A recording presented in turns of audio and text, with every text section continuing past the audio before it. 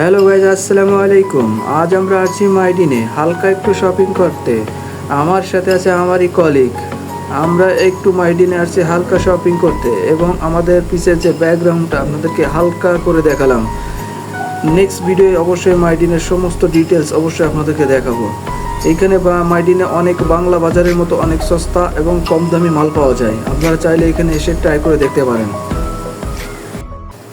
Guys, এই মাইডিনটা Penang Bakit মাতার জাম অবস্থিত।